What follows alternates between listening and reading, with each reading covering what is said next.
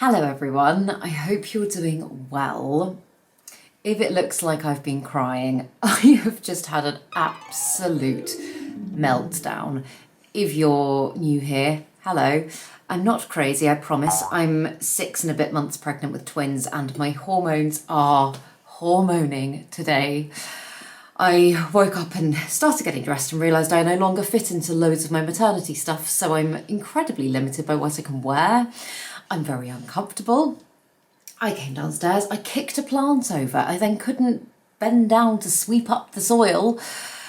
And then my camera started doing weird things and the settings still look a bit weird, but it got to the point where I was just like, you know what? I'm just going to press record and I'm just going to start because this is one of my favourite videos, believe it or not, to actually make all year. I make it pretty much every single year and I usually make it in January, but I was feeling so unwell in January this year that I didn't get around to it. So yes, I have gone through and I have meticulously refined my wish list.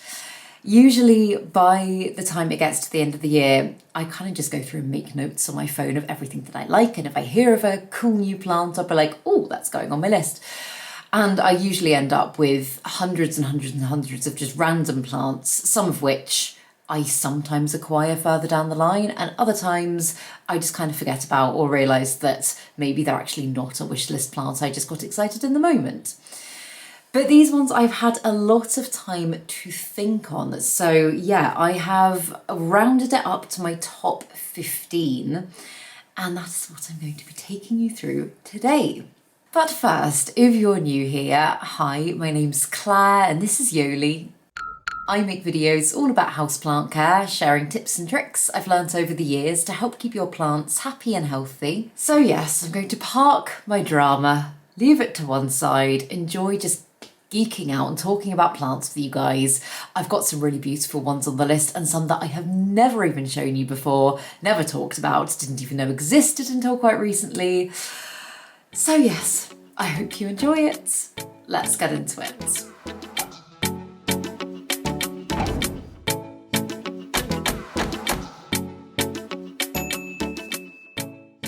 Okie dokie, so as I always say with these kind of videos, the plants that I've got on my list are in no particular order. I could order them, but also these are just the top 15, the ones that I really love, would love to acquire at some point.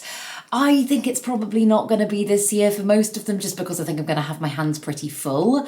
However, one of the plants that has been on my wish list for such a long time, I actually got the other day. So I'm going to start off by showing you an actual plant and not just a picture of a plant. And it's the Philodendron billietiae. And if you have watched my wish list videos over the years, you will have seen this one crop up many, many times. I've wanted it for absolutely ages. I'm a little bit off Philodendron at the moment. I don't know why. I just find that I'm not ogling over them in the same way that I once did. And I'm sure that at some point I'll come back around and I'll really want more Philodendron. But this is one that I've just continuously had my heart set on.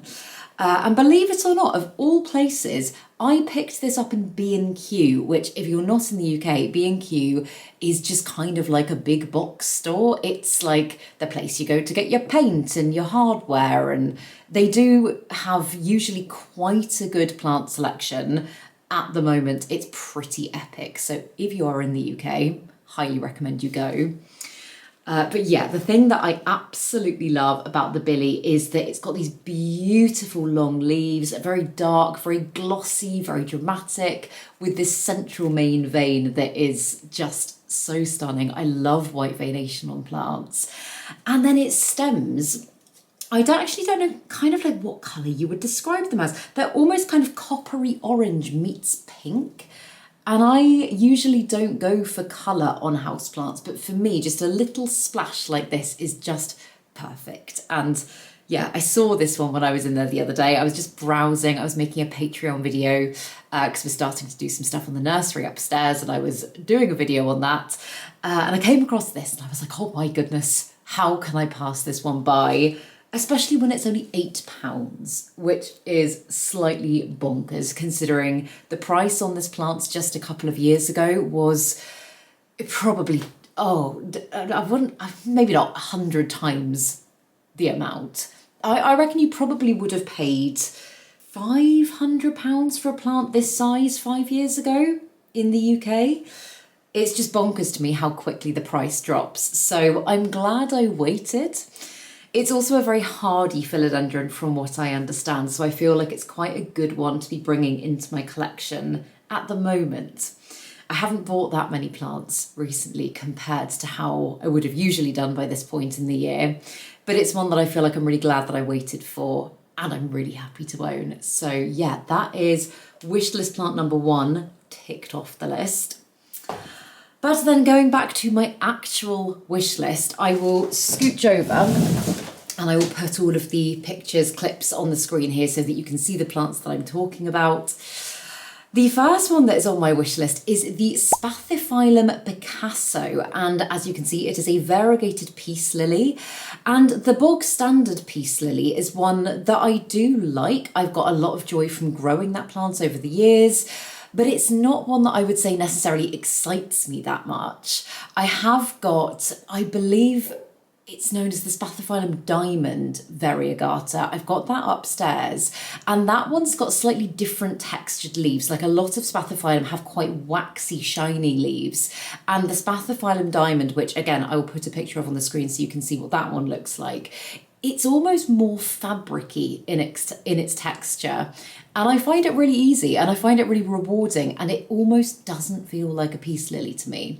So when I saw this one, I was like, oh my God, I was like, again, it just doesn't have peace lily vibes in the way that I would usually think of peace lily. Like its leaves look a lot wider. Again, it has got that waxiness to it, and some of the pictures that I've seen of it when the variegation is more kind of, I mean, it's all sectoral, which I love. It's not kind of like dappled, but it almost has vibes of like the Muse of Florida or something like that, which is a plant that I absolutely love. So from what I know about the genus and different types, different species within the genus, I would have thought that this one would be fairly easy to grow. It's probably going to need higher light than a regular peace lily. Peace lilies are known for being, well, very well known for being able to survive in lower lighting conditions because of the intense amount of variegation on this plant, or at least the pictures that I'm looking at. I would have thought that because obviously the variegated sections of the plant contain no chlorophyll, the plant will need higher light, basically. But yeah, I think it's just gorgeous. I think in terms of being something a little bit lower maintenance, it could fit quite nicely in with where I want to take my plant collection at the moment. It just looks beautiful. It just looks so beautiful, and it's something that you do not come across every day. I haven't seen this one anywhere but online at the moment. I've no idea if it's going to hit UK plant shops, but if it does, I will very much be keeping my eye out for it because I just think it is gorgeous. Also, the thing that I really love about this plant is that most of the pictures that I've seen have been albo variegation, so very white variegation, as opposed to yellow. And I know some people love aurea variegation. Personally, it's not really for me. I don't know why. It just falls into the category often in my brain of the plant looking a little bit unwell. So yeah, I really prefer the kind of clean white variegation. I just love it. And yeah, like block sectoral variegation instead of dappled is also typically my preference. So that one is very high on my wish list. Oh, and then this second one, I have been ogling over this plant for such a long time. And it's the Anthurium King of Spades. I love the King of Spades as it is, but it's the King of Spades butterfly. And this one, I mean, it's in the name, butterfly. It almost just looks like beautiful wings of a dramatic butterfly. It's got that point at the top where the lobes of the plant that, like, for example, if we look at the billietiae, are really, really defined. these bits just here, the lobing of the King of Spades butterfly is very, very flat. Again, that just kind of gives that like lovely flowy wingness to it.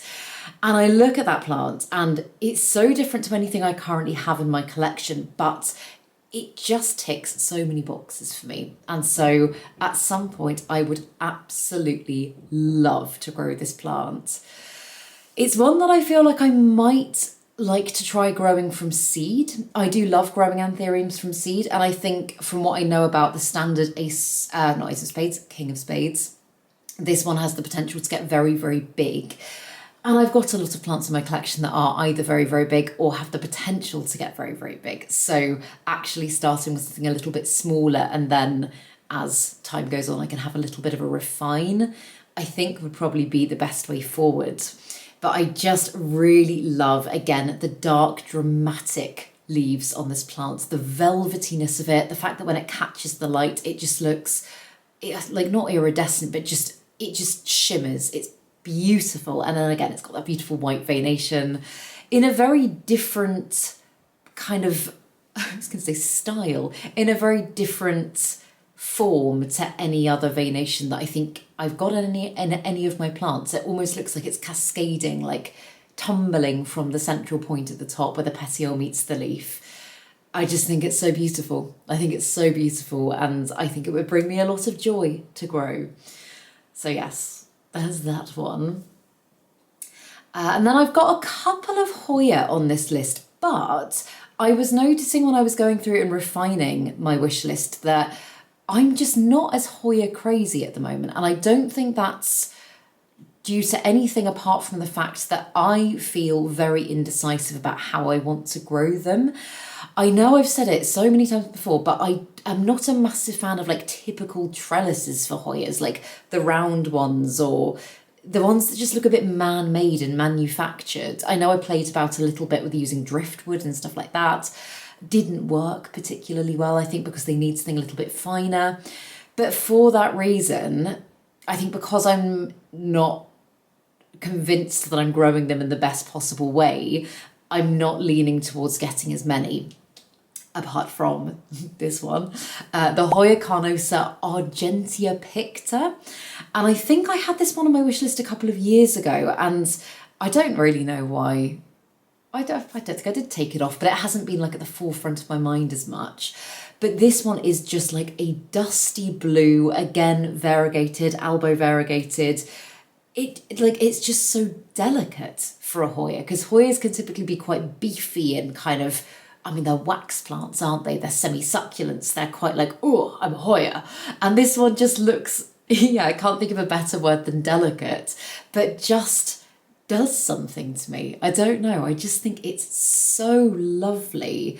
I also, like looking at some of the pictures I'm looking at here, around the edge of particularly the highly variegated leaves, I can see like little bits of pink, and I feel like it's probably one that would sun stress pink. So if you grow this plant in very high light, you might get kind of lovely bluey baby pink colours as well as, yeah, the white. And I don't have anything like it either. So I feel like it's, again, kind of in its own category. And also, most of the pictures that I have seen of this type of plant, it hasn't been on a trellis. I don't like, I'll be using pictures from Instagram to put here just because of copyright purposes and stuff, but I have seen this plant kind of trailing and tumbling out of pots untrellised, which you can do with certain types of Hoya that don't tend to like put out tendrils quite so much. And if that was the case, then it would go even higher up my wish list, because that would mean that I didn't even need to worry about the trellising aspect. So yeah, I love it. I really love it. I do need to figure so much out with my Hoyas. Oh, it's being like, it's a bit of a weight on me at the moment, I would say. I'm trying to really get on top of everything in my collection again and refine the plants that I love and don't love and all that sort of stuff. And Hoyas are just one that I keep kind of hitting a bit of a wall with, even though I love my Hoyas. So yeah, stay tuned, bear with. I will figure it out, I'm sure. But in the meantime, that's a good one.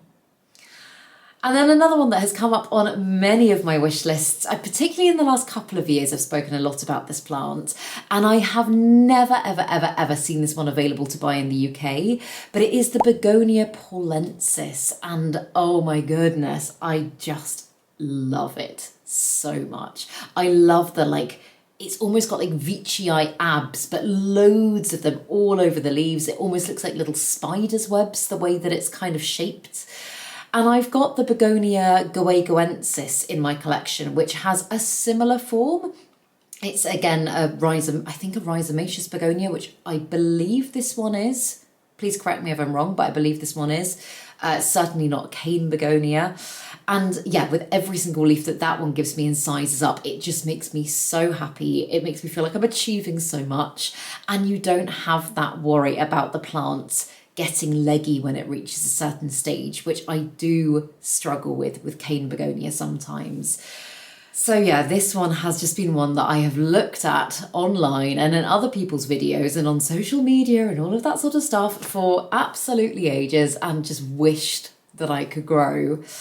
And maybe at some point I will get the chance to do it. I feel like the demand for this type of plant is rising here a little bit. I'm hearing more and more people talk about it. So potentially at some point it will be accessible, but I've never seen it. So yeah, I'm keeping my eyes peeled. This is one that I think I would get now. I know I'm saying about refining my collection and not kind of making things too high maintenance for myself, but considering what I know about similar types of begonia and begonia species that present in like a similar form, a similar way, I feel like this one would do quite well in semi-hydro, and I could probably put it in a mixed draining tray with some other things and grow multiples together.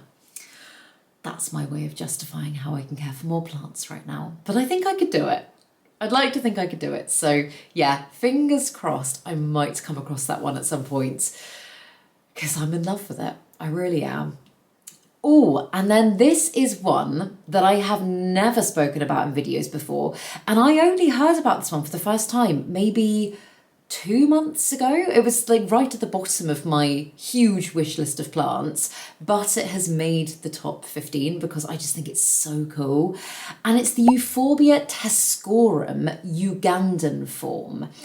And again, I will put some pictures on the screen so that you can see, but like I guess you would call it variegation, but the markings on, and again, what to call it, like the skin of the plant. I never know what to say when you're talking about a succulent, but the leaves, it just looks so incredible. It almost looks like animal scales or like dragon scales or something. It's so pretty, it's so unique.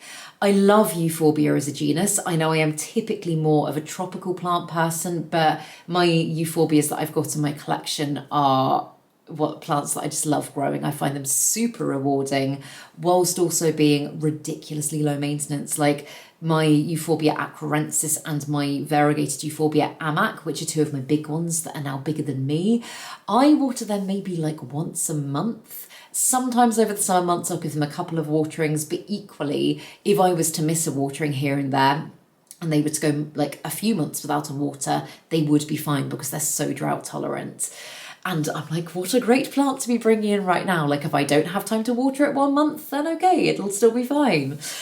But I feel like as well, it's quite neat, it's quite compact. It doesn't seem to be like a massively branching euphorbia. I'm sure you could encourage some branching by kind of chopping it back in the right place or doing some clever notching, but it's just one that I think would be really fun to grow and kind of like a no pressure plant, one that doesn't ask a lot of me, you know?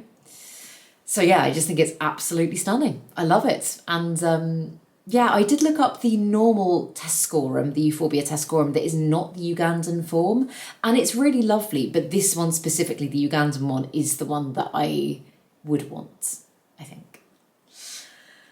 And then the next one, so it actually came down to this one and a plant that I've owned before, because if you regularly watch my videos, you will know that in my first trimester I lost, or not just first trimester, first few months of my pregnancy, I lost about 45-ish plants in my collection, including some plants that I absolutely loved. One of them being the Peperomia Hope, which is has always been one of my favourite plants pretty much since I got it.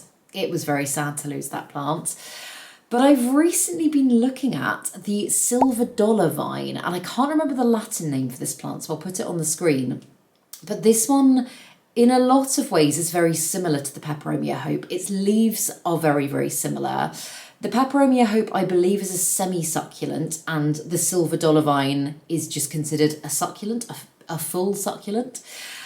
So I would have thought, based on the fact I haven't grown the silver dollar vine before, I would have thought that that one will probably be slightly slower to grow, but also probably slightly lower maintenance. And again, if you can't tell, I'm trying to make things low maintenance at the moment. But yeah, the colour of this one's leaves from the pictures that I've seen, they're not like super, super silvery, like not like the Hoya I showed you before, but there's just a slight silvery sheen to them that I really love. And I'm wondering if perhaps this might be quite a nice alternative to something like the Peperomia Hope in the time that I'm maybe not going to be quite as on it with my plants. And also, a really, really, really common thing that I, again, did struggle with from time to time with the Peperomia Hope is that the fact that if it's not getting, oh God, it can be an absolute drama plant actually, but if it's not getting quite enough light, or if you are not consistent with your waterings, or if it doesn't have enough nutrients, it will start putting out really, really small kind of stretched leaves, and the whole plant will end up looking a little bit raggedy. Whereas I feel like this one would be more forgiving. So I'm really keen actually to give this one a go. I might have a look on Etsy and see if I could get some cuttings of the plant and just see what I can do with it. It's kind of fun also, like the prospect of growing things that I've never grown before in potentially different ways, doing that in a way that suits where I'm at the moment. And yeah, as I say, this one fits into that nicely. So I would be keen to get that one. And this is one that I have had on my wish list for a while. I think I might have mentioned it last year. It's the Anthurium, I'm going to try and pronounce this correctly, berriozabalense. I think that's right. It's really gorgeous. And as I say, I know I've spoken about this one before, but it's still up there. It's still really up there. It's, again, like maybe I'm just really into bluey plants at the moment, but it's got a beautiful greeny blue, almost iridescent kind of sheen to its leaves. But then it's also got really cool lobing. And if you can't tell, I think I just love really cool lobing. It doesn't have to be, like, I don't know, it doesn't have to fit one box. I love spaced lobing. I love really big lobing, but then I spoke about the Anthurium butterfly and I love really flat lobing. Just something unusual, I think, about the lobing gives the plant a lot of character. And this one I look at and it almost makes me think of like Mickey Mouse. It is so big and ear-like. And in fact, from the lobes kind of up, that upper portion of the leaf on the pictures that I'm looking at, it's almost bigger than the rest of the leaf in some of the pictures. And that's just quite fun. I have had other plants on my wish list, and I think actually the one that I'm thinking of is the Cerestis mirabilis or something like that. I've had other plants on my wish list before that have a very similar form to this. But I think the reason that the Cerestis mirabilis one came off my wish list, or isn't in this video, I think the main reason that I kind of demoted it is just because I heard that as the plant matures, that lovely bluey colour kind of fades. And I think the lovely veination also goes.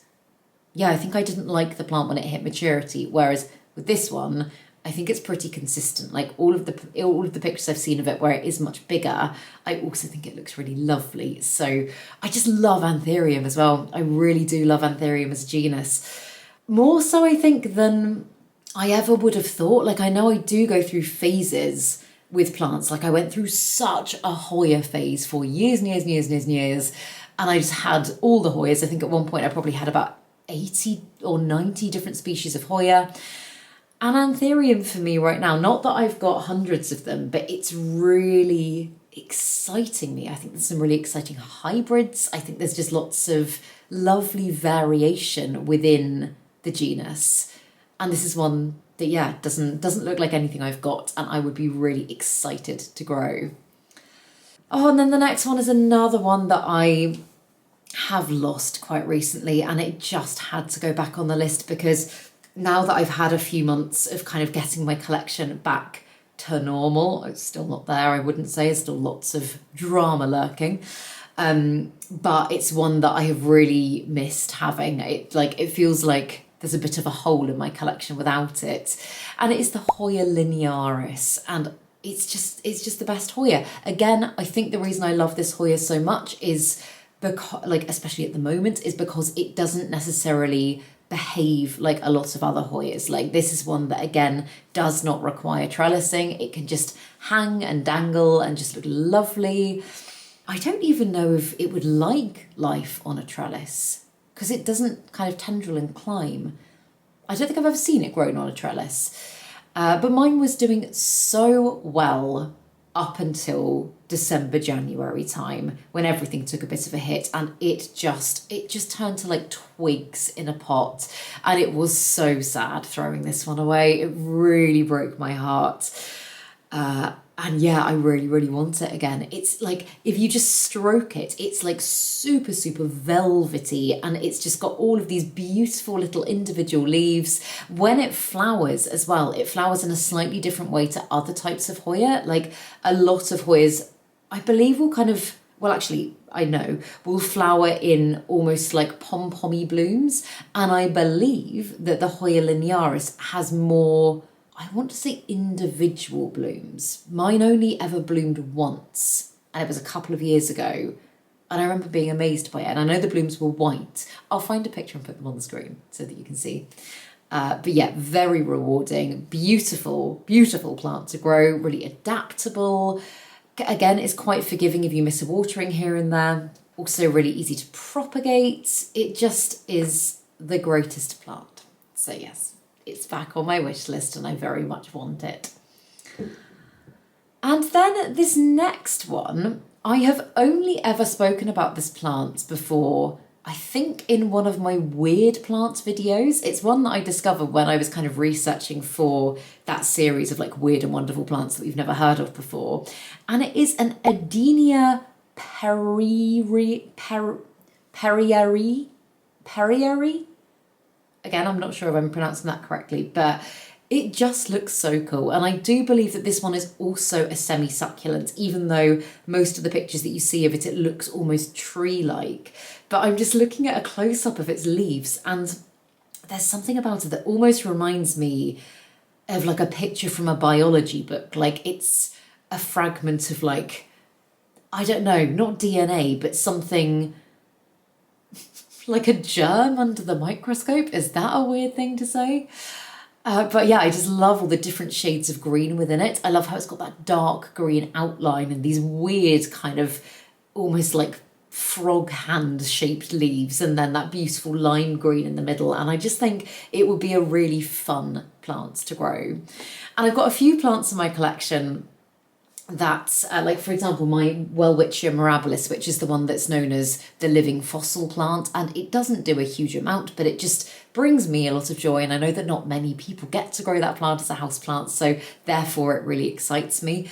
And I feel like maybe this is one that wouldn't be for everyone, but I would just love the opportunity to be able to grow something like this, purely for the fact that it is so different to anything I think I've ever grown, and it does seem quite difficult to come across. Like, I think I've looked this one up online before, and I think I'm right in saying I've seen seeds of this plant available, but it's one I've never ever seen pop up anywhere, not even in like ultra rare plant shops, online, anything like that. But yeah, I'm gonna be keeping my eyes open for this one because I think it would be a lot of fun to grow. And then another Anthurium. This is one again that has been on the list for a while. It's the Anthurium croatii corrugado. And I believe the corrugado looks a little bit different to the just standard croatii. And just looking at the word corrugado, I think that could be like a Latin meaning of corrugated or something, because like just looking at the texture of those leaves, they are so like rigid but corrugated and just like almost like they've been 3D printed. Like they're so indented but defined. And I think because obviously this type of Anthurium pushes out its leaves in these almost like bunches of leaves, a bit like the umbrella tree or something like that, it just makes such an impact. So I feel like any new growth on this plant would be ridiculously rewarding. Again, I know I keep saying it, but it's very different to anything else I've got. And yeah, I find weird and wonderful types of Anthurium really cool. I think it would be quite hardy. These are all my assumptions just from looking at the plant. You don't see that many people growing this plant, so there's not always that much information on them. But yeah, I think it's so stunning. It really excites me. And I would consider getting it if I found that plant for the right price. I believe Eastern Tropicals had it on their website a little while ago, and I assume that it was quite expensive, or I think I probably would have jumped in and got it. I can't remember how much exactly, but yeah, we'll see again if that one comes down in price. I think often nowadays when there is high demand for a certain type of plant, it will either go into tissue culture or propagation, pollination, and then you will have like a lot more access to it in 6 months to a year down the line. I've seen it happen so much recently with, things like the Monstera Thai constellation. I was saying about getting this plant in B&Q. When I was in B&Q, I saw really big Tycons for like £25, which is insane. So yeah, who knows? Maybe I'll wait for that one. Maybe I'll wait for all of these, I don't know, but I love it. I really love it. Oh, my camera just died as I started talking about the next plant. So let's go back to the next one. This is another one that I've had on my wish list for a while and I have mentioned in other videos. Don't know why I've never got it, but I still love it. It's the blue oil fern. And again, you can see why this plant has the name blue oil fern. It just looks like, actually, a lot of the pictures that I'm looking at when the light's bouncing off it, it almost looks electric, like an electric eel or something. It looks like it's just kind of caught the light and gone like bam. It's just stunning. I love it. I love it. I love it. I love it. And I think my thought process with this plant has kind of been, I know it loves life in a terrarium, kind of very high humidity environment. I'm being a bit naughty at the moment with my space here. I'm not running any kind of humidifier and the humidity is fluctuating quite a lot. And I think it might be a plant that would struggle in my current environment. However, if I ever get around to setting up my terrarium cabinet, which I'd still like to do before the babies arrive, whether or not that's realistic, I don't know. But I plan on converting my IKEA Millsbow cabinet, which is just next to me here, into a kind of closed terrarium and getting like a misting system in there and keeping everything really low maintenance, really happy, but also just like as if I was growing it in a jar or a prop box or something like that. And I think that type of plant would love life in there and I'd be able to really appreciate it without having the stress of trying to manage it in my current space. So I think I will hold off until I've got a space to be able to actually really give the plant what it needs. Otherwise, it's just going to be depressing, isn't it? I've done that before. I've seen plants that I really love and I'm like, oh, I'll find a way to make it work. And then if I can't find a way to make it work, or when the novelty of things wears off and my daily life kind of gets a bit busy and the plant starts going downhill, then I'm like, oh God, why didn't I just wait or assess my space and buy plants based off my space? But yeah, it's so beautiful. It's so unusual. I hear it's very, very slow to grow. So I think patience would be key with this one, unless you're able to buy an absolutely ginormous one. And I don't even think I've ever seen a ginormous one, which makes me think that they are insanely slow. But yeah, I'd really, really like to add that one to my collection at some point.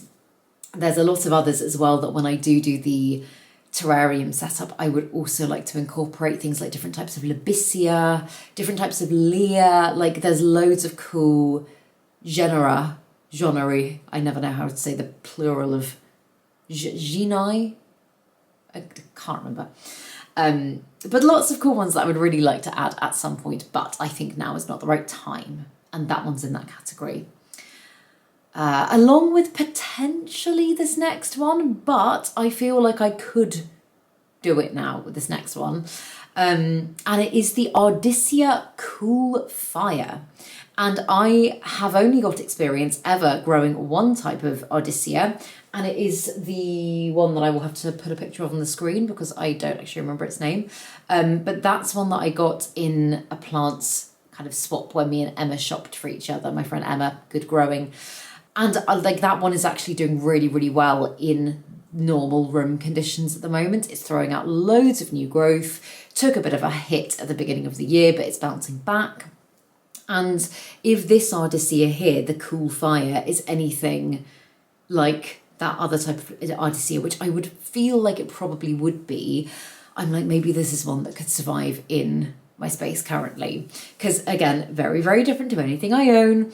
It's got that beautiful coppery tone to its leaves that again, almost looks a little bit electric. Like I wondered the first time I saw this plant, I wondered if it was maybe like a filter someone had on the photo or it was like in a really specific light. But I've seen so many pictures of this plant now that I'm like, not everyone could be like filtering or photoshopping these photos. It must be genuine. And I've had that with a few plants before, like the Alocasia mitchellitziana. The first time I saw that, I was like, that can't be a real plant. And then I saw it in the flesh and I was like, whoa. So yeah, I think this one is just so cool. I don't have a huge amount of experience with the genus, but I would be up for giving it a go. Again, this is probably not one that I would rush out to buy right now, purely because I don't think it would be the lowest of maintenance plants. But it's just gorgeous, isn't it? It's just so gorgeous. Another concern that I would also have with this plant is that looking at the roughly kind of indentedness, again, like I said, almost like it's been 3D printed, looking at the texture of the leaves, I feel like if there's a mealybug in the vicinity, it would hunt that plant out and bring it down quite quickly. And I also do have mealybugs in my collection at the moment, so again, probably not the right time. But it's gorgeous, isn't it? And then another Anthurium. Is this the only Anthurium hybrid, actually, that I've got on the list? No. Yes. I can't remember.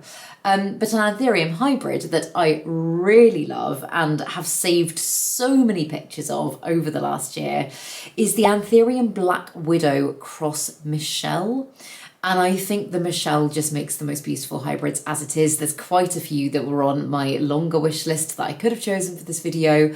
But together, I just love this combination. The leaves of this plant are almost black. They are so dramatic. Again, it's got that lovely white veination, but it's quite delicate veination compared to some velvet leaf anthuriums. Like a lot of the time you can get quite chunky veination, which I do also love, but there's just something about this one that draws me in and makes me really want to grow it.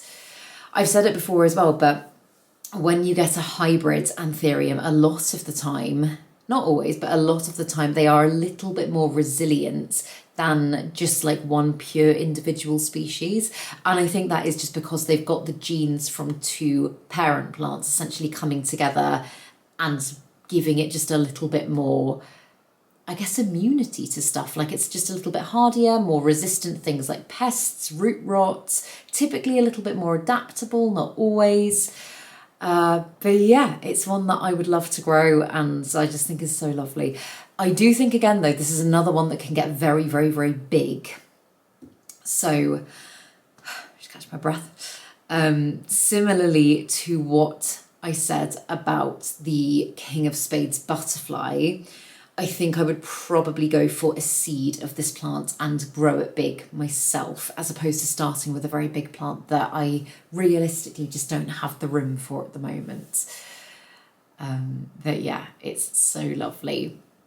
And then the final one that I've got on my wish list, there could have been so many more, but I was concise.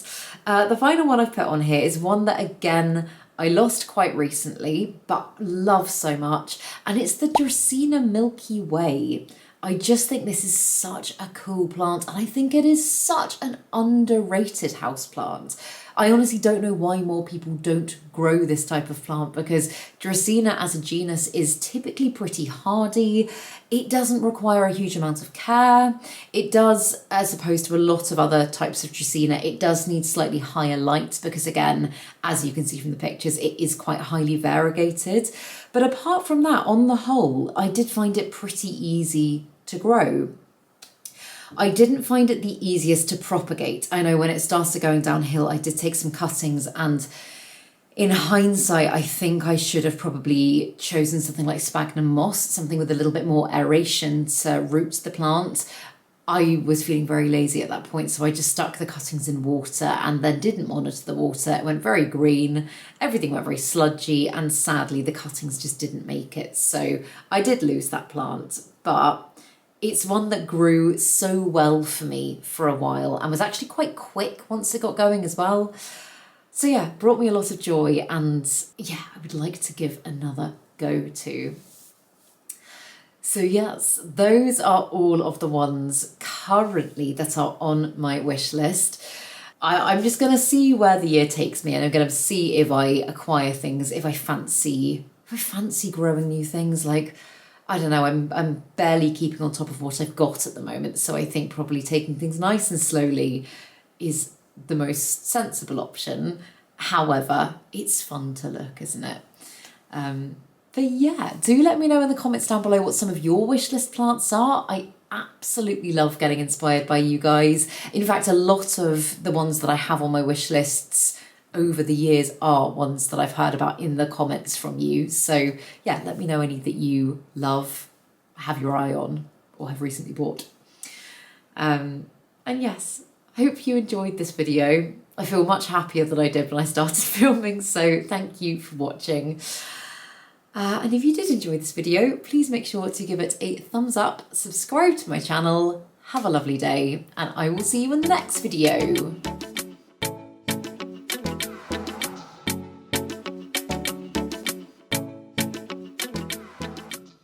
Stay sexy, plant lovers.